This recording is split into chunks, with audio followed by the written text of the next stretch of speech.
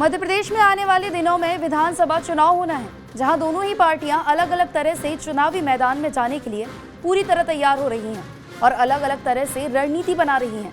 तो वहीं एक दूसरे की पार्टी के कार्यकर्ताओं को भी अपनी ओर खींच रही हैं। इसी कड़ी में इंदौर में एक बड़ा घटनाक्रम हुआ।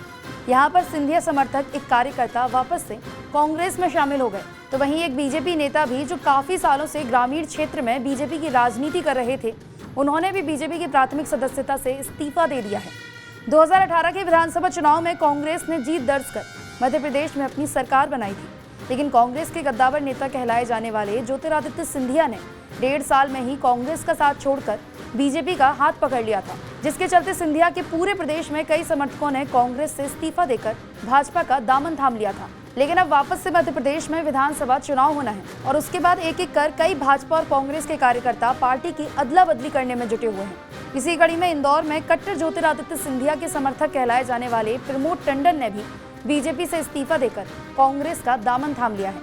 आपको बता दें कि जब ज्योतिरादित्य सिंधिया ने कांग्रेस को छोड़कर बीजेपी का दामन थामा था, उसी समय ज्योतिरादित्य सिंधिया के साथ इंदौर से उनके कट्टर समर्थक तुलसी सिलावट के साथ ही कई और नेताओं के साथ प्रमोद टंडन ने भी बीजेपी का दामन थामा था। लेकिन बीजेपी में शामिल होने के बाद भी प्रमोद टंडन को उचित स्थान पार्टी नहीं दे रही थी और लगातार उनकी उपेक्षा कर रही थी। प्रमोद टंडन का कहना है कि इस दौरान ज्योतिरादित्य सिंधिया ने भी उनका साथ नहीं दिया और इन्हीं सब उपेक्षाओं से परेशान होकर उन्होंने बीजेपी का दामन छोड़ दिया है। प्रमोद टंडन का कहना यह भी है कि वो बीजेपी में ज्योतिरादित्य सिंधिया के कहने पर गए थे, लेकिन बीजेपी में इतने सारे लोग हैं कि वहां पर सब अलग अलग चश्मा लगाकर उनको देख रहे थे और लगातार उनकी उपेक्षाएं की जा रही थी।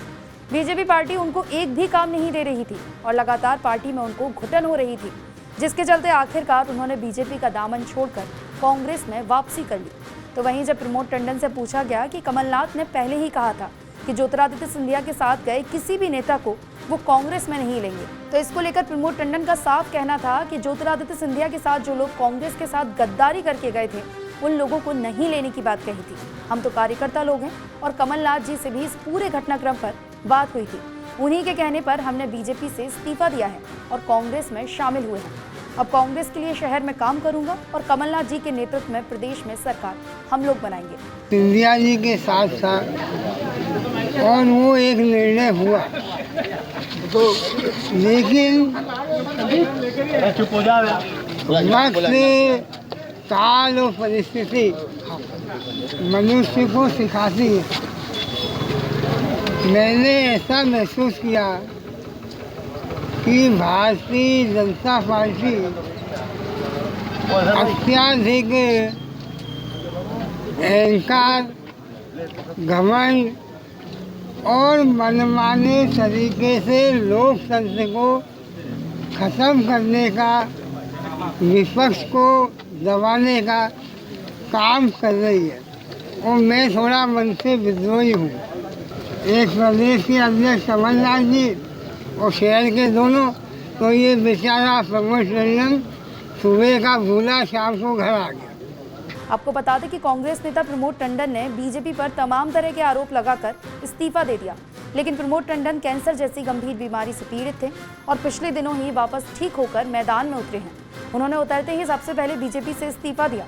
उसके बाद अब देखना होगा कि वो किस तरह से चुनावी मैदान में काम करते हैं। फिलहाल प्रारंभिक तौर पर प्रमोद टंडन ने मात्र बीजेपी से भी इस्तीफा दिया है। वो 23 सितंबर को कमलनाथ के समक्ष उपस्थित होकर कांग्रेस पार्टी में शामिल होंगे।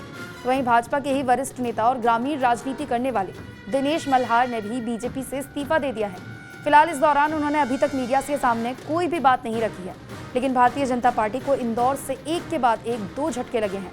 फिलहाल खबर है कि आने वाले दिनों में भी कई और भाजपा नेता बीजेपी को छोड़कर कांग्रेस का दामन थाम सकते हैं।